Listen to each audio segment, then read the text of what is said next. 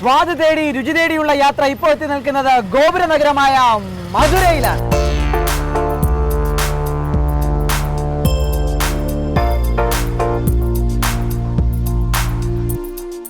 ജയ്ഹിന്ദിന്റെ പ്രിയ പ്രേക്ഷകർക്കെല്ലാം സ്വാദിലേക്ക് സ്വാഗതം.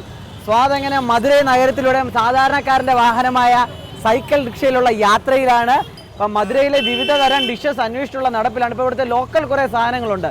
ഇപ്പോൾ ലോക്കൽ സാധനം എന്ന് പറഞ്ഞു കഴിഞ്ഞാൽ കൽക്കണ്ട സിറപ്പെന്നോ പിന്നെ ജിഗർദണ്ഡ എന്ന് പറഞ്ഞൊരു ഡ്രിങ്ക് ഉണ്ട്. ഈ ജിഗർദണ്ഡ എന്ന് പറഞ്ഞു കഴിഞ്ഞാൽ ഹൃദയം തണുപ്പിക്കുന്ന ഡ്രിങ്ക് എന്നാണ് പറയുന്നത്. ജിഗറായെന്ന ഹൃദയം തണുപ്പിക്കുന്ന ദണ്ഡ, അങ്ങനെ ജിഗർദണ്ഡ എന്ന് പറഞ്ഞ ഡ്രിങ്ക് ഉണ്ട്. നമ്മുടെ നാട്ടിലെ ഷാർജയുടെ ഒരു എഫക്റ്റാണ് അതിന്. ഇവിടെ എല്ലാവർക്കും എല്ലാ കടകളിലും ജിഗർദണ്ഡ എന്ന് എഴുതി വെച്ചേക്കും. പക്ഷേ എല്ലായിടത്തും ഉള്ള ജിഗർദണ്ഡ വളരെ നല്ലതല്ല. ഒറിജിനൽ ജെനുവിൻ ജിഗർദണ്ഡ വളരെ അപൂർവം കടകളിലേക്ക് കിട്ടുള്ളൂ. ഇവിടെ വിളക്കത്തൂൺ എന്ന് പറഞ്ഞൊരു സ്ഥലമുണ്ട്. വിളക്കത്തൂണിനടുത്തുള്ള ഫേമസ് എന്ന് പറഞ്ഞൊരു കടയുണ്ട്. അവിടെയുള്ള ജിഗർദണ്ഡയാണ് ഏറ്റവും നല്ല ജിഗർദണ്ഡ എന്നാണ് പറയുന്നത്. എന്തായാലും ഇപ്പോൾ മധുരയിലെ ആ തിരക്കിലൂടെ സൈക്കിൾ റിക്ഷയിലുള്ള യാത്ര ശരിക്കും ആസ്വദിച്ചാണ് കേട്ടോ. ശരിക്കും ഇതിന് ടോപ്പൊക്കെ ഉണ്ട്. പക്ഷേ ഇവിടെ ഇരുന്ന് ഇങ്ങനെ ടോപ്പ്ലെസ് ആയിട്ട് ഇങ്ങനെ ഒരു യാത്ര ചെയ്ത് പോകാൻ ഒരു പ്രത്യേക സുഖമാണ് കേട്ടോ. ആരായാലും മധുരൈ വരുമ്പോൾ എന്തായാലും ഈ ഒരു സൈക്കിൾ റിക്ഷയിൽ കയറി ഒരു യാത്ര ചെയ്യണം. അതായിരിക്കും നല്ല സുഖം.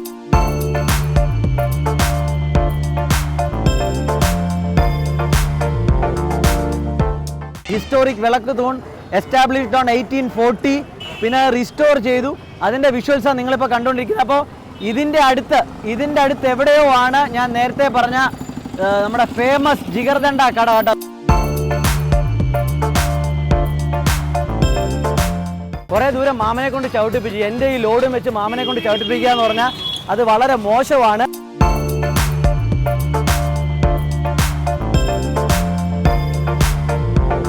ജിഗർദണ്ഡ കട എത്തിയിട്ടുണ്ട്. അവിടെ ഞാൻ നേരത്തെ പറഞ്ഞല്ലോ കേട്ടോ, വളരെ ഫേമസ് എന്ന് പറഞ്ഞാൽ ഉള്ളത് തന്നെ. കാര്യം വളരെ ഒരു അഭൂതപൂർവമായ തിരക്കാണ് അവിടെ കാണുന്നത്. എന്തായാലും ഇവിടെ ഇറങ്ങി നമുക്ക് അതിലോട്ട് പോകാം. ഫേമസ് ജിഗർദണ്ഡ കട എന്നാണ് ഇതിന് പറയുന്നത്. അപ്പോൾ ഇവിടെ ചെന്ന് ഇതിൻ്റെ റെസിപ്പീസ് ചോദിച്ചറിയാൻ പറ്റുമെങ്കിൽ ചെയ്യാം, ഇല്ലെങ്കിൽ ഞാൻ പഠിച്ചു വെച്ചിട്ടുണ്ട്, അതൊക്കെ പറഞ്ഞുതരാം കേട്ടോ.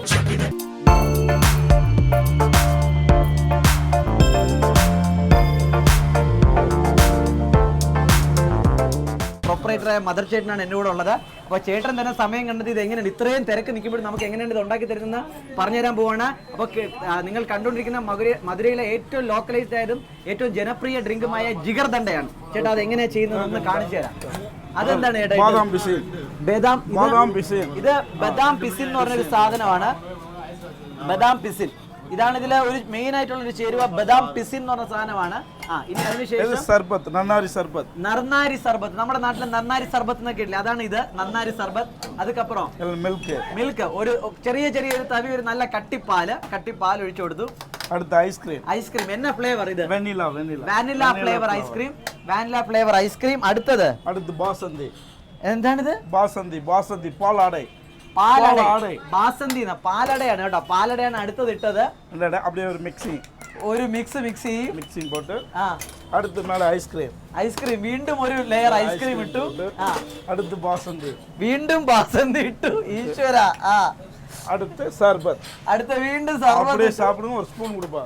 அப்படியே சாப்பிடலாம் കേട്ടോ. சாப்பிட்டு எப்படி இருக்கு சொல்லுங்க. അപ്പോ ഇപ്പൊ എത്ര എളുപ്പം, അതായത് ഏകദേശം ഒരു 30 സെക്കൻഡ് കൊണ്ടാണ് ഇത്രയും റിച്ച് ആയിട്ടുള്ള ഡ്രിങ്ക് എന്റെ മുമ്പിൽ പ്രിപ്പയർ ചെയ്ത് പറയുമ്പോൾ തന്നെ വായിൽ വെള്ളം വരുന്നു.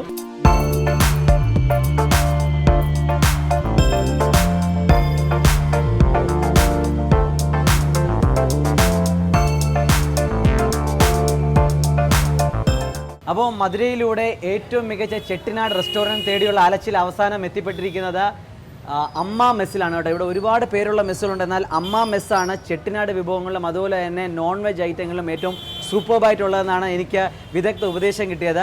അപ്പോൾ അമ്മ മെസ്സിൻ്റെ അകത്ത് എന്തൊക്കെയാണ് ഇപ്പോൾ അവിടുത്തെ സ്ഥിതി, വളരെ ലേറ്റായിട്ട് ഇവിടെ എത്താൻ പറ്റിയത്, എന്തൊക്കെയാണ് അവിടുത്തെ സ്ഥിതി, എന്തെങ്കിലും ഇവിടെ ഒന്ന് കിട്ടുമെന്ന് പോലും എനിക്കറിയത്തില്ല. എന്ത് തന്നെയായാലും സ്വാദിന് ഭയങ്കര വയറ് ഭാഗ്യമാണ്. അതുകൊണ്ട് ആ ഭാഗ്യം പരീക്ഷിക്കാനായിട്ട് അമ്മ മെസ്സിനകത്തേക്ക് കടക്കാൻ പോവുകയാണ്. Come with me. അങ്ങനെ ഞാൻ നേരത്തെ പറഞ്ഞ പോലെ അമ്മ മെസ്സിനകത്ത് നിൽക്കുകയാണ്. നേരത്തെ ഞാൻ ഒരു ആമുഖം പറഞ്ഞ പോലെ മധുരയിലെത്തുമ്പോൾ ചെട്ടിനാട് വിഭവങ്ങൾ ഏറ്റവും മികച്ചത് കിട്ടുന്നത് അമ്മ മെസ്സിലാണ്. അപ്പോൾ ഇതിനെപ്പറ്റി ചെറിയൊരു ഐഡിയ തരാൻ, അതായത് ഇന്നിപ്പോൾ ഞാൻ എത്തിയത് ഒരുപാട് ലേറ്റ് ആയിട്ടാണ്, ഇതിനെപ്പറ്റി ചെറിയൊരു ഐഡിയ തരാനായിട്ട് അതിൻ്റെ പ്രൊപ്പറേറ്റർ കുറച്ച് സമയം കണ്ടെത്തിയിട്ടുണ്ട്. എം സെന്തിൽവേൽ സാർ നമ്മളോടൊപ്പം ഉണ്ട്. അപ്പോൾ ഇന്ന് ഇവിടുത്തെ സ്പെഷ്യാലിറ്റി എന്താണെന്ന് ചോദിക്കാം. உன்னோட ஸ்பெஷாலிட்டி எது இருக்குங்க? ஸ்பெஷல் வந்து இப்போ லேட்டஸ்ட்டாக வந்து bone marrow omelette. Bone marrow omelette. அது என்ன bone marrow omelette? Bone marrow ஆம்லெட்னா ஆட்டுல நல்லி ஆட்டோட எலும்பு போன். ஆட்டோட எலும்பு போன்ல உள்ள மஜ்ஜா எடுத்து அதை சமைச்சு அந்த போனை சமைச்சு அது உள்ளதை உடைச்சு அந்த மஞ்சை எடுத்து அதை எக்ல மிக்ஸ் பண்ணி அது ஆம்லெட் பண்ணி தர்றோம். അപ്പോൾ നമുക്ക് ബോൺ മാരോ ഓംലെറ്റ് എങ്ങനെ പ്രിപ്പയർ ചെയ്യാൻ പോകുന്ന കിച്ചണിൽ ചെന്ന് കണ്ടിട്ട് വരാം. Come with me. നമ്മളിപ്പോൾ അമ്മ മെസ്സിൻ്റെ, അതായത് വളരെ തിരക്കേറിയ അമ്മ മെസ്സിൻ്റെ കിച്ചണിൽ നിൽക്കുകയാണ്. അപ്പോൾ ഇവിടെ ബോൺ മാരോ ഓംലെറ്റ് എങ്ങനെയാണ് ഉണ്ടാക്കി പോകുന്നതെന്ന് ഇവിടുത്തെ പ്രധാന ഷെഫായ ശശികുമാർ പറഞ്ഞു തരും. ഈ എല്ലിൻ്റെ പീസ് ചുറ്റിയിൽ കൊണ്ട് പൊട്ടിച്ചാണ് ഈ ബോൺ മാരോ അല്ലെങ്കിൽ മജ്ജ എടുക്കുന്നത്. അതുകൊണ്ട് ഇത് മുഴുവൻ നമ്മൾ മറ്റേ മജ്ജ എന്ന് പറയുന്നത്, നമ്മുടെ നാട്ടിൽ മജ്ജ എന്ന് പറയുന്ന സംഭവമാണ്. ഇവിടെ മജ്ജ എന്ന് തന്നെ പറയുന്നത്, അല്ലെങ്കിൽ ബോൺ മാരോ എന്ന് പറയും. ഇത് വെച്ചാണ് ഓംലെറ്റ് ഉണ്ടാക്കാൻ പോകുന്നത്. ഇനി എങ്ങനെയാണ് ചെയ്യുന്നത്? ഇനി അടുത്തത് എന്താണ്? ഇത് മുഴുവൻ ഒരു എളുപ്പം ചെയ്യുന്ന കാണിക്കുകയാണ്. അവരുടെ തിരക്കിനിടയിൽ ഇത് മുഴുവൻ അതിലേക്ക് ഇടുകയാണ്, ഒരു പാത്രത്തിലേക്ക്. നമുക്കിപ്പോൾ വീട്ടിലായാലും ഇത് ഉണ്ടാക്കാം. പിന്നെ ഒരു മുട്ട, കോഴിമുട്ട പൊട്ടിച്ചൊഴിച്ചു. എന്ത് ഗരം മസാല? മട്ടൻ കറി.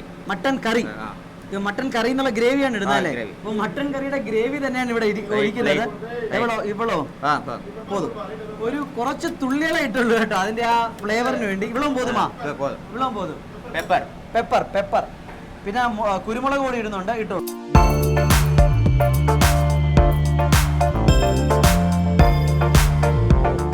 അപ്പോ ബോൺ മാരോ ഓംലെറ്റ് ആണ് എങ്ങനെയാണ് പ്രിപ്പയർ ചെയ്യുന്നത് കാണിച്ചത്.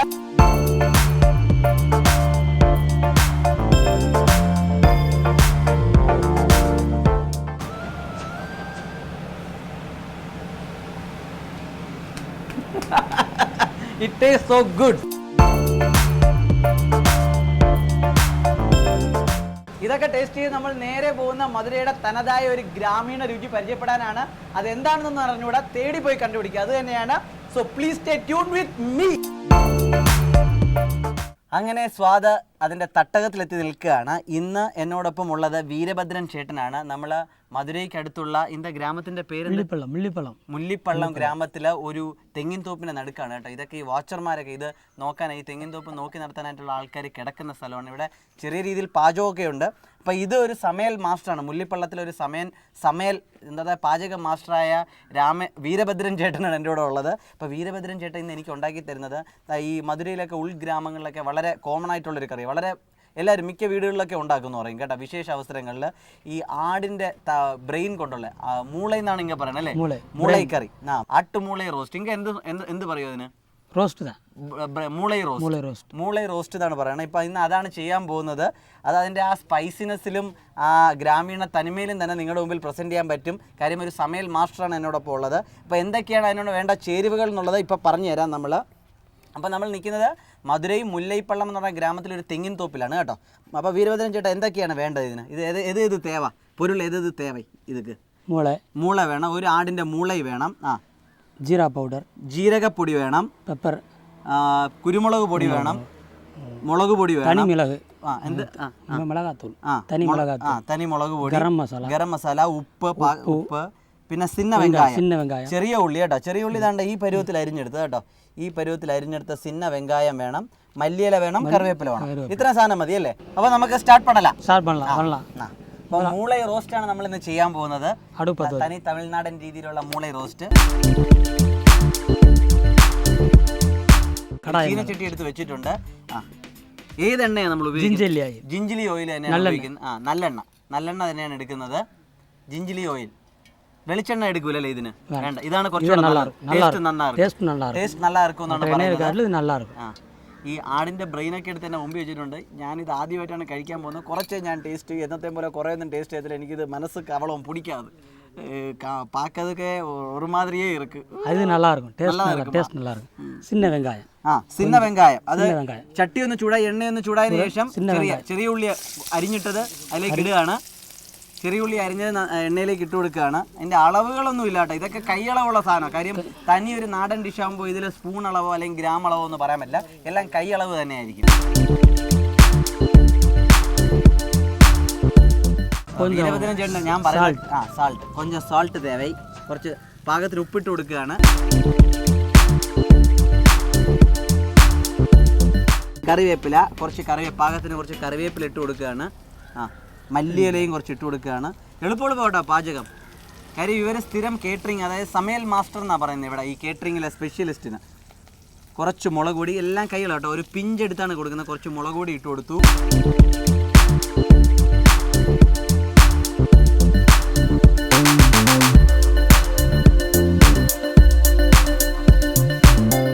ഇതെല്ലാം കൂടെ മൂക്കിലോട്ട് അടിച്ച് കയറുവാണ്. കുറച്ച് ഗരം മസാലയും കൂടെ ഇട്ട് കൊടുക്കണം. ഇത്രയും സംഭവങ്ങൾ വളരെ വേഗത്തിലാണ് ഇവിടെ സംഭവിച്ചിരിക്കുന്നത്. ആടിന്റെ ബ്രെയിൻ ഉണ്ട്, വേണമെങ്കിൽ നോക്കിക്കോ കേട്ടോ. ആടിന്റെ ബ്രെയിൻ ഉണ്ട്. ഇത് നന്നായിട്ട് കഴുകണം. കഴുകി അതിന്റെ ബ്ലഡ് എല്ലാം കളയണം അല്ലേ? കളയിട്ട് ഇതിന്റെ ബ്ലഡ് എല്ലാം ഓരളவுக்கு പീസാ പോട്ട് ഒരേ അളവില് ചെറിയ കഴിയുന്നത്രയും ചെറിയ പീസാക്കിയിട്ടാണ് അത് എടുക്കേണ്ടത്. അപ്പോൾ അത് കട്ട് ചെയ്യാനായിട്ട് നമുക്ക് കൊടുക്കാം. ചേട്ടൻ തന്നെ കട്ട് ചെയ്തോളാവോ?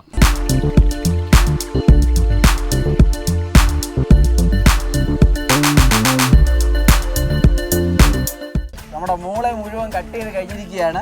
ഇനി ഇത് അപ്പുറം എന്നാ ചെയ്യണം? ഇത് அடுப்பு ஆஃப் பண்ணி வச்சிருக்கோம்ல, திரும்ப பற்ற வச்சு இதை அள்ளி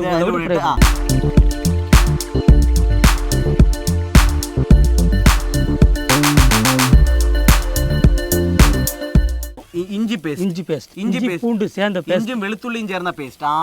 ഇഞ്ചി പൂണ്ട്, വെളുത്തുള്ളിക്ക് ഇവിടെ പൂണ്ട് എന്നാണ് പറയുന്നത് അല്ലേ? പൂണ്ട്, ഇഞ്ചി വെളുത്തുള്ളി പേസ്റ്റ് ആണ് ചേർക്കുന്നത് കേട്ടോ. അതുകൂടെ ചേർത്ത് കൊടുത്ത് തുടക്കത്തിൽ ഇൻഗ്രീഡിയൻസ് പറഞ്ഞപ്പോൾ അത് പറയാൻ വിട്ടുപോയി, സോറി. പ്രഷർ കുക്കർ യൂസ് ചെയ്യണോ നമ്മൾ എപ്പോഴെങ്കിലും? പ്രഷർ കുക്കർ വേണോ ഇത് ചെയ്യാൻ? ഇല്ല, വേണ്ട. ഓ, ഞാൻ വിചാരിച്ചു കുറച്ച് എണ്ണ ഒഴിച്ചു കൊടുത്തിട്ട് ജീരപ്പൊടി ഇട്ട് കൊടുക്കുകയാണ്. മൂളை റോസ്റ്റ് ഏകദേശം തീരാറായല്ലേ? മുടിഞ്ച്. ഇനി അടുപ്പ് കത്തിക്കണോ? വേണ്ട. അടച്ചതിന് ശേഷമാണ് ഈ ജീരകപ്പൊടിയൊക്കെ ഇട്ട് കൊടുത്തത്. ഇനി അടുപ്പ് കത്തിക്കേണ്ട ആവശ്യമില്ല.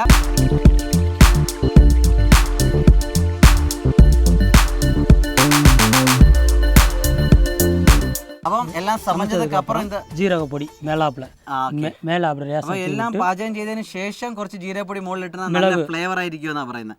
അത് இந்த மூளைக்கறிக்கு மட்டுமா அதோ எல்லாத்துக்கும் எது கறியாயிருந்தா ஃப்ரை பண்ற ஐட்டம் எல்லாத்துக்குமே அந்த மாதிரி மேல தூவி விட்டோம்னா லாஸ்ட்ல ஃப்ளேவர் கீழ இறக்கி வச்சோம்னா ജീരകപ്പൊടി அந்த டேஸ்ட் அதிகப்படுத்தி கொடுக்கும். ശരി. ഇത് എന്നാ ജീരകം? പെരുംജീരകമാ? ചെറിയ ജീരകം.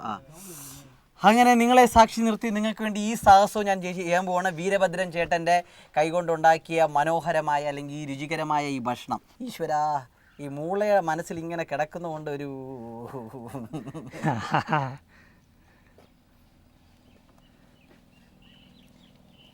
നല്ല സ്പൈസിയാണ്. ജീരകപ്പൊടിയുടെ നല്ല ഇതടിക്കുന്നുണ്ട് കേട്ടോ. നല്ല സ്പൈസിയാണ് സംഭവം. ഇത് ശരിക്കും ഈ മൂളക്കറിയൊക്കെ കഴിക്കാൻ ഇഷ്ടമുള്ളവർക്ക് ഇപ്പോൾ കാണിച്ച പ്രിപ്പറേഷൻ വളരെ ഇഷ്ടപ്പെടും എന്നുള്ള കാര്യത്തിൽ ഉറപ്പാണ്. കാര്യം ചെറിയ സമയം കൊണ്ട്, അതായത് നമ്മൾ മാഗി നൂഡിൽസ് ഒക്കെ ഉണ്ടാക്കുന്ന പോലെ ഒരു 4-5 മിനിറ്റോ അല്ലേ, ഒരു 5 നിമിഷം 5 നിമിഷം കൊണ്ടാണ് ഇത്രയും സംഭവം ഉണ്ടാക്കിയത്. ഞാൻ വിചാരിച്ചു കുറേ നേരം എടുക്കുന്ന കറിയാണ്, പക്ഷേ എളുപ്പം ഇത് ചെയ്തിറക്കി. അപ്പോൾ ഇതൊക്കെ മനസ്സുകൊണ്ട് ഇഷ്ടപ്പെടുന്നവർക്ക് ഇത് വളരെ ടേസ്റ്റി ആയിട്ട് ചെയ്യാൻ പറ്റും. എന്തായാലും നല്ലൊരു തമിഴ്നാട് റെസിപ്പിയാണ് നമ്മുടെ വീരഭദ്രൻ ചേട്ടൻ എനിക്ക് വേണ്ടി കാണിച്ചു തന്നത്. ഇനി അടുത്തത് കാണിക്കാൻ പോകുന്നത്, ബ്രേക്കിന് ശേഷം കാണിക്കാൻ പോകുന്നത് ഇതിൽ നിന്നും ഭീകര ഒരു സാധനമാണ്. എന്താണ് ആ സാധനം എന്നുള്ളത് സസ്പെൻസ് ആണ്. ഞാൻ നേരത്തെ അതിനെപ്പറ്റി ചെറുതായിട്ടൊന്ന് മെൻഷൻ ചെയ്തു, പക്ഷേ ഞാനൊന്നും പറയത്തില്ല. സംഭവം വരട്ടെ. അപ്പം അത് ചേട്ടാ ഒരു ചെറിയ ബ്രേക്ക്, ഒരു സിന്ന ബ്രേക്ക് അപ്പുറം നമ്മൾ തിരുമ്പ വരലാം. ഇങ്ങനെ പറഞ്ഞു மீண்டும் வருவோம். சின்ன பிரேக்குக்கு அப்புறம் திரும்ப வருவோம். അതെ, ഞാൻ നേരത്തെ പറഞ്ഞു. നേരത്തെ കണ്ട സംഭവത്തിൽ നിന്നും കാട്ടി കുറച്ചും കൂടെ ഭീകരമാണ് ഈ സംഭവം. ഇവിടെ ഉള്ളവർക്ക് വലിയ ഇഷ്ടമാണെങ്കിൽ എനിക്കിതൊക്കെ ഭീകരം തന്നെയാണ്. അപ്പോൾ ഈ കറിയുടെ പേര് എന്താണെന്ന് വീരഭദ്രൻ ചേട്ടൻ പറഞ്ഞുതരും. എന്താണ് ചേട്ടാ ഇതിപ്പോൾ ചെയ്യാൻ പോകണം? നമ്മൾ സമയം ചെയ്യാൻ പോറേ ഇതൊക്കെ പേരെന്നെ? നാക്ക്.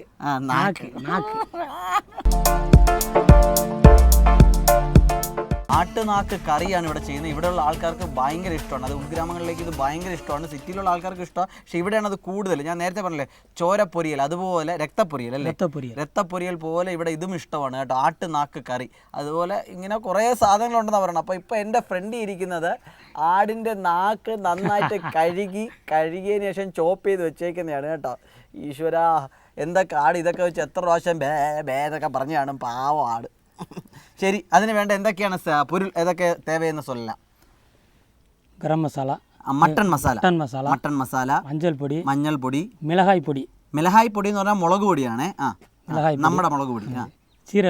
ജീരകപ്പൊടി, ഗരം മസാല, ഇഞ്ചി വെളുത്തുള്ളി പേസ്റ്റ്, പെരിങ്കായത്തൂൾ, തക്കാളി, ഉപ്പ്, തക്കാളി, വെങ്കായം, കറിവേപ്പില, കൊത്തമല്ലി, മല്ലിയില. അപ്പോൾ ഇത്രയും സംഭവം. എണ്ണ ഇത് തന്നെയാണ് കേട്ടോ, ജിഞ്ചിലി ഓയിൽ, നല്ലെണ്ണ തന്നെയാണ് ഉപയോഗിക്കുന്നത്. അപ്പോൾ ഇനി അതിൻ്റെ പാചകത്തിലേക്ക് നമുക്ക് കടക്കാം. ആടിൻ്റെ നാക്ക് കൊണ്ടുള്ള കറിയാണ് കേട്ടോ. ശരി, ആയിക്കോട്ടെ, തുടങ്ങാം. முதல்ல எது போடணும் அடுப்பிലേക്ക്? எண்ணெய். நல்லெண்ணெയാണ് ഉപയോഗിക്കുന്നത്. நல்லெண்ணெய் போட்டு இந்த ரத்த பொரியல் சொல்லி இல்லையா, அதுக்கு நல்லெண்ணெய் தான் போடணும். இங்க எல்லாமே நல்லெண்ணெய் தான். மட்டன் செய்யறதுக்கு வந்து நல்லெண்ணெய் வந்து ருசி அதிகமாக கிடைக்கும். ஓஹோ, கோல்டு வின்னரோ அல்லது கடலை எண்ணெயோ அல்லது மற்ற இதுகளை சேர்க்கறத காட்டிலும் இந்த நல்லெண்ணெயில சேர்ந்தோம்னா டேஸ்ட் வந்து நமக்கு மட்டனுக்கு மட்டும். அப்போ இந்த மட்டனுக்கு மட்டும் இந்த நல்லெண்ணெய் போட்டால் ருசி அதிகமாக கிடைக்கும். എന്ന് പറഞ്ഞാൽ മട്ടൺ കറി വെക്കുമ്പോൾ, മട്ടൺ മാത്രം, ആടിൻ്റെ ഇറച്ചി വെക്കുമ്പോൾ മാത്രം എന്താ നല്ലെണ്ണ ഉപയോഗിച്ച് കഴിഞ്ഞാൽ നല്ല ടേസ്റ്റ് കിട്ടും എന്നാണ് വീരഭദ്രൻ ചേട്ടൻ പറയുന്നത്. ഈ പ്രദേശത്തുള്ള ആൾക്കാരൊക്കെ അതാണ് ഉപയോഗിക്കുന്നത് കൂടുതലും. ഇത് കറിയായിട്ടാണ് ചെയ്യുന്നത്. നമ്മളിത് എണ്ണ ചൂടായപ്പോഴത്തേക്ക് ചെറിയ വെങ്കായം ഇട്ട് കൊടുക്കുകയാണ്, ചെറുതായിട്ട് അരിച്ച്. എൻ്റെ അപ്പോൾ പൊട്ടി. അടുത്ത പിന്നെ കറിവേപ്പില ഇട്ട് കൊടുത്തോട്ടെ. ചെറിയ ഉള്ളി ഇട്ടതിന് ശേഷം പിന്നെ കറിവേപ്പില ഇട്ട് കൊടുത്ത്. ഇനി അത് അടുത്തത് എന്നെ പോടണം? കൊത്തമല്ലി എന്ന് പറഞ്ഞാൽ മല്ലിയില. മാസ്റ്റർ എനിക്ക് കൂടെ ചൊല്ലിക്കൊടു. നെക്സ്റ്റ് എന്നാ പൊടി?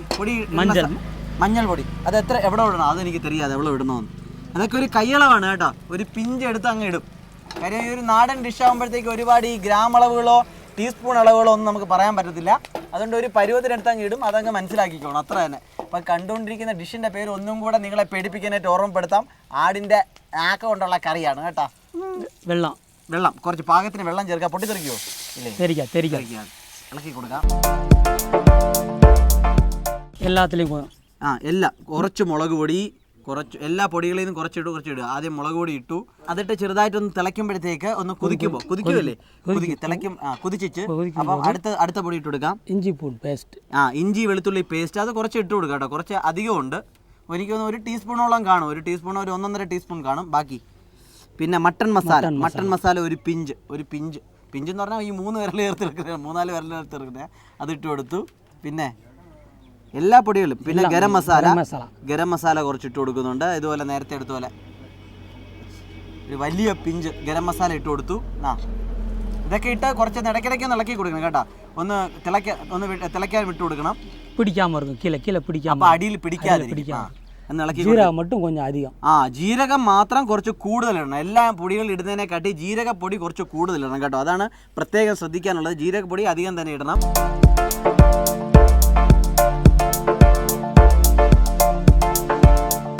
കോഴി കുരുടായിരുന്നാലും കുളമ്പ് രുചിയായിരുന്നാ പോതുമെന്ന് ഏതാവത് സിനിമയിൽ ഞാൻ பார்த்தேன். அதுக்கு பொருள் என்னன்னு தெரியல, എന്നാലും ഞാൻ കേട്ടിരിക്കാം. അപ്പം ഇപ്പം കുളമ്പെന്ന് വലിയപ്പോൾ പറഞ്ഞതാ. അടുത്ത തക്കാളി റെഡിയാക്കി എടുക്കുകയാണ്. പീസ് പണി അല്ലേ? கொஞ்சம் ടേസ്റ്റും വരും അല്ലേ, തക്കാളിയോടെ അതിൻ്റെ ടേസ്റ്റ് കിട്ടും. അപ്പോൾ കണ്ടുകൊണ്ടിരിക്കുന്ന കറിയുടെ പേര് ഇടയ്ക്കിടയ്ക്ക് ഞാൻ ഓർമ്മിപ്പിക്കാം. ആടിൻ്റെ നാക്ക് കറിയാണ് കേട്ടോ. നാക്ക് കറി. ഞാൻ നേരത്തെ പറഞ്ഞ പോലെ ആടിൻ്റെ എല്ലാ ഭാഗവും ഇവിടെ. ആടിനെ ഒരു നമ്മൾ തെങ്ങിനെ പറയത്തില്ലേ കൽപ്പവൃക്ഷമെന്ന്, അതുപോലെ ആടിനെ പറയണ കൽപ്പമൃഗം എന്ന് പറയാം. കാര്യം ആടിൻ്റെ കൊമ്പൊഴിച്ച് ബാക്കിയെല്ലാം ഇവിടെ കറിയായിട്ട് ഒഴിക്കുമല്ലേ. കൊമ്പൊഴിച്ച് കുളമ്പ്, കൊമ്പും കുളമ്പും ഒഴിച്ച് ബാക്കി എല്ലാം ഇവിടെ കുളമ്പാക്കുക, ഒരു കറിയാക്കുക കേട്ടോ. ഇനി അടുത്ത നാക്ക് അതിലേക്ക് ഇടുകയാണ്. പുറേ അതും കൂടെ ഇട്ട് കൊടുത്ത് ഇനി എவ்வளோ നേരം ഇത് തിളപ്പ വെക്കണം? ഒരു 15 നിമിഷം ആവും. 15 നിമിഷം, കുറഞ്ഞത് ഒരു 15 മിനിറ്റെങ്കിലും കൊടുക്കണം. അതിന്റെ നാക്കാവുമ്പോ ഒരുപാട് നേരം എടുക്കുമല്ലേ? ഇത് കടിക്കുമ്പോ ബബിൾ ഗം മാതിരിയേ இருக்குமா? ஸ்பாஞ்ச் மாதிரி இருக்கும். அப்போ எப்படி இறங்கு? இந்த வயருக்கு ஏதாவது பிரச்சனை வருமா? வராது. சில பேர் வகுத்து புண்ணு ஆத்தும்னு சொல்லி இதை ஸ்பெஷலாக சாப்பிடுவாங்க. വയറിലെ പുണ്ണ് മാറാനായിട്ട്. അപ്പോൾ അൾസറൊക്കെ മാറാനായിട്ട് ഇതൊക്കെ ഇവിടെ ഉള്ളവർ കഴിക്കും എന്നാണ് പറയുന്നത്. ആട്ടുനാക്ക് കുളമ്പ് അല്ലെങ്കിൽ ആട്ടിൻ്റെ നാക്ക് കറി റെഡി ആയിട്ടുണ്ട്. ഒരു അരമണിക്കൂറോളം നന്നായിട്ട് വേവിച്ചു. അതിനുശേഷമാണ് എന്ത് തന്നെയായാലും ആടിൻ്റെ നാക്ക് കഴിക്കാൻ വേണ്ടി മാത്രം എനിക്ക് മനക്കെട്ടിയില്ല. അതുകൊണ്ട് അതിൻ്റെ ഗ്രേവി ടേസ്റ്റ് ചെയ്ത് അതിൻ്റെ ഒരു ഫ്ലേവർ എങ്ങനെയാണ് ഞാൻ പറയാം. എന്നാൽ കുറച്ചൊന്ന് മാറ്റിത്തരൂ. കൊഞ്ചം എന്താ അടപ്പെടുത്തോ. അപ്പോൾ റെഡി ആയിട്ടുണ്ട്.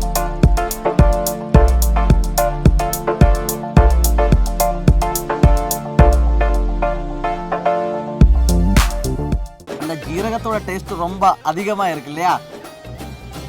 அதுதான் കഴിക്കാൻ പറ്റുമെന്നുള്ളവർക്ക്, അതായത് ആട്ടുനാക്ക് കഴിക്കാൻ പറ്റും. എനിക്കൊന്ന് ആ പീസസിലും ആ ഗ്രേവിയിലൊക്കെ അപാരമായ ഒരു ഫ്ലേവർ ഉണ്ട്.